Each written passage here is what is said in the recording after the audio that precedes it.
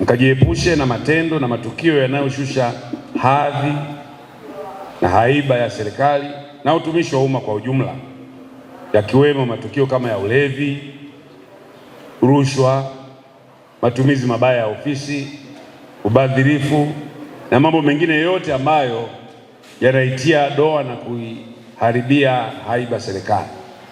Wapo watumishi ambao kama unafundisha, kwa mfano wewe ni mwalimu, alafu unatokeza ukiwa umelewa mbele ya wanafunzi ambao wazazi wao wanagharamikia elimu, bila shaka utakuwa ndio mfano wa watumishi wa serikali ambao utaonekana wote ni walevi. Kama wewe ni daktari, ni nesi au mtu wa huduma kwenye eneo la afya, hatutaki tena kusikia habari ya malalamiko ya imetolewa kauli mbovu, lugha mbovu, mteja amejibiwa vibaya. Tumekumbushana hapa kwamba lugha ya serikali ni pamoja na mawasiliano ya staha yanayozingatia heshima kwa yule ambaye unamwasilishia ujumbe unaotaka aupate. Kwa hiyo tujiepushe na matendo ambayo yanatweza heshima ya serikali na kuishushia hadhi utumishi wa umma. Endeni mkashiriki kwenye utekelezaji wa miradi ya maendeleo kwa kuhakikisha kwamba fedha zilizoletwa katika maeneo yenu zinatumika kulingana na miongozo ya matumizi ya fedha, thamani halisi ya miradi pamoja na ubora unaotakiwa. Tumeambiwa hapa mifumo inaanza kutumika kuanzia ngazi za msingi, mifumo ya manunuzi lower level, mifumo ya matumizi ya fedha na rasilimali nyingine FAS kuanzia lower level.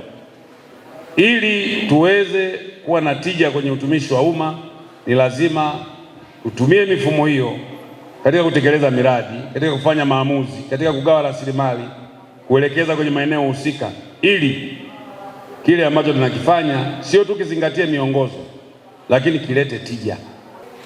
Tunzeni nyaraka za serikali mahali sahihi na kwa wakati sahihi kwa kuzingatia daraja la nyaraka husika. Usisambaze ujumbe wa uchochezi wala uchonganishi kwa maslahi binafsi kwa niaba ya serikali. Wimbo mkuu wa serikali ni ulinzi na usalama wa raia na mali zao. Wewe wajibu wako ni mlinzi wa amani, tunza amani. Usipende kuwa sehemu ya wanaosambaza nyaraka za kichochezi wala nyaraka ambazo zinatweza thamani ya utendaji wa kazi wa serikali. Tuliitisha mafunzo kwa watumishi ajira mpya kwa ajira ya mwaka 2024 na ajira ya mwaka 2025 walioko katika halmashauri ya manispaa ya Geita. Watumishi hao kwa ujumla wao ni watumishi 219, watumishi wa kada mbalimbali. Kimsingi tumewapa mada mbalimbali ambazo naamini zitaenda kubadili mtazamo wao wa kiutendaji.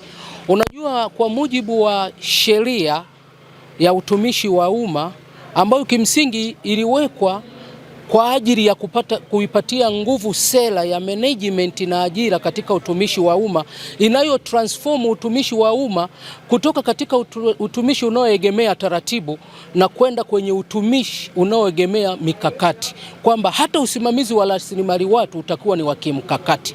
Kwa hivyo maarifa haya walioyapata ni obvious wataboresha utendaji kazi wao, maana watajitambua kama watumishi wa umma na watajua kwamba wanao wajibu wa kutimiza malengo ya taasisi kama ambavyo serikali inakusudia kwamba mwananchi apate huduma iliyo bora.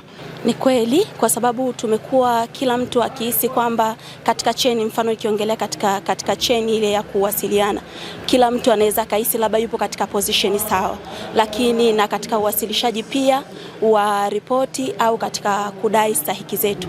Kwa hiyo tumejua kabisa kwamba ukitaka kudai stahiki yako unatakiwa uanze na ngazi fulani, alafu unaenda ngazi nyingine na mwisho unafika ngazi ambayo ni ya juu. Kwa hiyo tofauti na ambavyo tulikuwa tunaweza kusimama ukareact kwamba ninahitaji hichi na hichi, hata kwa mtu ambaye hastahili kumwambia kile ambacho unakihitaji wewe.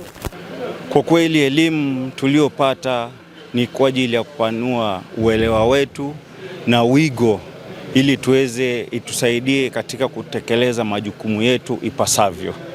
Na kwa kweli sisi tutakuwa mabalozi wa kueneza yale yote mema tuliopewa na tuliopata kwenye mafunzo kwa siku hizi mbili.